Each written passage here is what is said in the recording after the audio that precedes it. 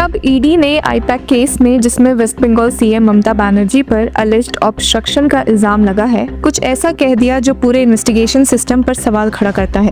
और कैसे एक बार फिर सीधा निशाना वेस्ट बंगाल की चीफ मिनिस्टर पर ही गया है, चलिए देखते हैं इस पूरी कहानी को डिटेल में। अब सीन कुछ ऐसा है कि दिल्ली हाईकोर्ट के जस्टिस अनूप जयराम भवानी के सामने एक हियरिंग चल रही थी, जहां इन्फोर्समेंट डायरेक्टरेट यानी ईडी की तरफ से additional solicitor general SV Raju present थे और उन्होंने कोर्ट के सामने एक बहुत ही स्ट्रॉन्ग और कंट्रोवर्शियल स्टेटमेंट दिया, जो अब पॉलिटिकल और लीगल सर्कल्स में काफी डिस्कशन का सब्जेक्ट बन गया है। उन्होंने सीधा कहा कि CBI office is not safe, even my office is not safe in Calcutta. अब सोचिए, एक सेंट्रल इन्वेस्टिगेशन एजेंसी का टॉप लॉ ऑफिसर कोर्ट में ये कह रहा है कि एक पूरा शहर इन्वेस्टिगेशन के लिए सेफ नहीं है।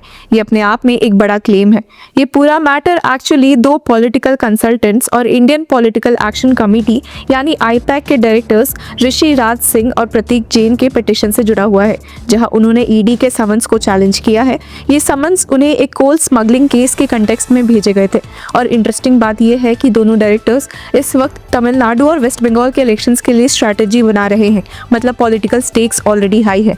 अब जब कोर्ट ने ये पूछा कि प्रतीक जैन को कोलकाता ईडी ऑफिस में अपीयर होने में क्या प्रॉब्लम है, तब एएसजी एसवी राजू ने जो जवाब दिया वो काफी अलार्मिंग था। उन्होंने कहा कि some ministers came to the CBI office and threatened and did not allow investigation to go on.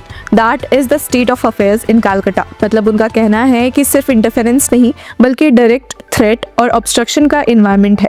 और यहीं पर सबसे सीरियस एलिगेशन आता है, जब उन्होंने कहा कि when we searched his premise and seized incriminating material, the Chief Minister of Bengal, Director General of Police Bengal and the Police Commissioner came to the residence and office and seized incriminating material.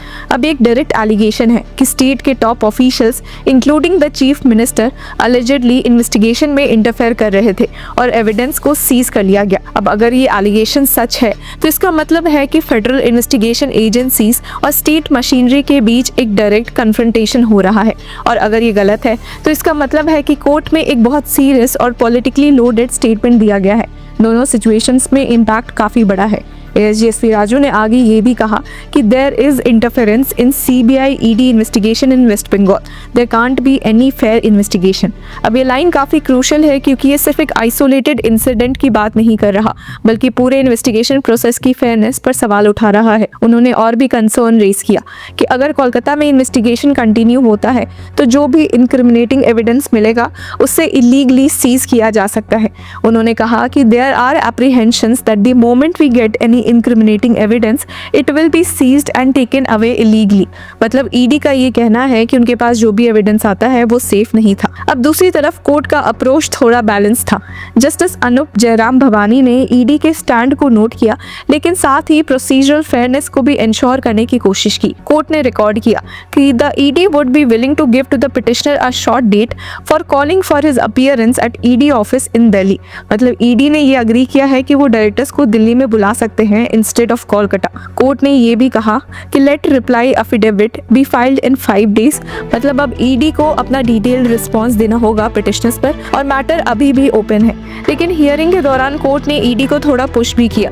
जब ASG SV Raju ने notice issue करने का oppose किया तब court ने पूछा, how can investigating agency not consider this fair. ये एक इंपॉर्टेंट ऑब्जर्वेशन है क्योंकि ये दिखाता है कि कोर्ट सिर्फ एजेंसी के कंसर्न्स को नहीं बल्कि अक्यूज्ड के राइट्स को भी इक्वली देख रहा है। अब एएसजी एसपी राजू ने अपनी पोजीशन जस्टिफाई करते हुए कहा कि if I show it on VC that document will be known to everybody, I don't want to take the risk. मतलब उनका कहना है कि वर्चुअल हियरिंग या वीडियो कॉन्फ्रेंसिंग के थ्रू इन्वेस्टिगेशन करना सेफ नहीं है, स्पेशली जब सेंसिटिव डॉक्यूमेंट्स इन्वॉल्व हो। कोर्ट ने एक प्रैक्टिकल सजेशन भी दिया कि कोलकाता ऑफिस में ही कन्फ्रंटेशन हो सकता है, लेकिन उस पर भी एएसजी का स्टैंड वही रहा कि सेफ्टी कंसर्न है। अब डिफेंस साइड की बात करें तो प्रतीक जैन की तरफ से सीनियर एडवोकेट विकास बावा ने कहा कि उनका क्लाइंट कोऑपरेट करने के लिए रेडी है। उन्होंने क्लियरली बोला कि he is ready and willing to subsequently appear even physically upon conclusion of the elections. मतलब उनका कहना है कि अभी इलेक्शन कमिटमेंट्स की वजह से वो ट्रैवल नहीं कर पा रहे, लेकिन बाद में अपीयर करेंगे। यहाँ एक इंटरेस्टिंग एंगल ये भी है कि ईडी ने ऑलरेडी फ्रेश समन्स इशू कर दिए हैं दिल्ली में अपीयर होने के लिए, जो कि अप्रैल 2 का है।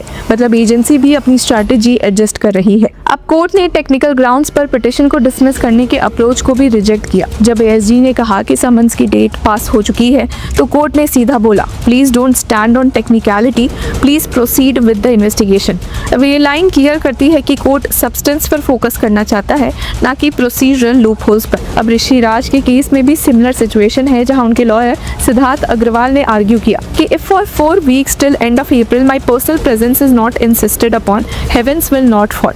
मतलब डिफेंस का ये कहना है कि इन्वेस्टिगेशन ऑलरेडी 5 से 6 साल से चल रही है, तो कुछ और वीक्स का डिले कोई मेजर इशू नहीं होना चाहिए। उन्होंने ये भी कहा कि this is to disturb the process I am my client is engaged. ये एक डायरेक्ट एलिगेशन है कि समन्स का टाइमिंग इलेक्शंस के बीच डेलिब्रेटली चूज किया गया है ताकि उनके प्रोफेशनल कमिटमेंट्स डिसरप्ट हो। अब ओवरऑल पिक्चर देखें तो ये केस सिर्फ एक कोल स्मगलिंग इन्वेस्टिगेशन या समन्स का डिस्प्यूट नहीं रहा, एक लार्जर कॉन्फ्लिक्ट का सिंबल बन गया है, जहां सेंट्रल एजेंसी और स्टेट गवर्नमेंट के बीच ट्रस्ट डेफिसिट क्लियरली दिख रहा है। एक तरफ ईडी का क्लेम है कि उन्हें इन्वेस्टिगेशन करने नहीं दिया जा रहा, एविडेंस सीज किया जा रहा है और एनवायरनमेंट अनसेफ है। दूसरी तरफ अक्यूज्ड का कहना है कि वो कोऑपरेट कर रहे हैं, लेकिन उनके प्रोफेशनल कमिटमेंट्स और टाइमिंग को इग्नोर किया जा रहा है। और बीच में कोर्ट है जो एक बैलेंस मेंटेन करने की कोशिश कर रहा है, इंश्योरिंग कि इन्वेस्टिगेशन भी चले और अक्यूज्ड के राइट्स भी प्रोटेक्ट हो। अब सबसे बड़ा सवाल ये उठता है कि क्या सच में कोलकाता जैसे बड़े शहर में सेंट्रल एजेंसी सेफ नहीं है, या ये एक लीगल स्ट्रैटेजी का पार्ट है ताकि इन्वेस्टिगेशन को दिल्ली शिफ्ट किया जा सके? और क्या जो allegations waste Bengal CM Mamata Banerjee पर लगे हैं वो सब्सटेंटिएटेड है या सिर्फ कोर्ट रूम असर्शंस है? क्योंकि अगर एक सिटिंग चीफ मिनिस्टर पर ये एलिगेशन लगता है कि उन्होंने इन्वेस्टिगेशन में इंटरफेयर किया और एविडेंस सीज किया, तो ये फेडरल स्ट्रक्चर के लिए एक सीरियस कंसर्न है। लेकिन अगर ये प्रूव नहीं होता तो ये इक्वली सीरियस है कि ऐसे एलिगेशंस बिना सॉलिड बैकिंग के कोर्ट में आए कैसे। अब फिलहाल कोर्ट ने नेक्स्ट हियरिंग अप्रैल 9 को रखी है और तब तक ईडी को अपना डिटेल्ड रिस्पॉन्स फाइल करना होगा और शायद तब तक ये भी क्लियर हो जाएगा कि इन्वेस्टिगेशन का नेक्स्ट स्टेप क्या होगा, दिल्ली या कोलकाता। और क्या कोर्ट ईडी के कंसर्न्स को एक्सेप्ट करता है या डिफेंस के आर्ग्यूमेंट्स को ज़्यादा वेटेज देता है? तो व्यूअर्स, आपकी क्या राय है? Do let us know in the comment section. Until then keep following law चक्र।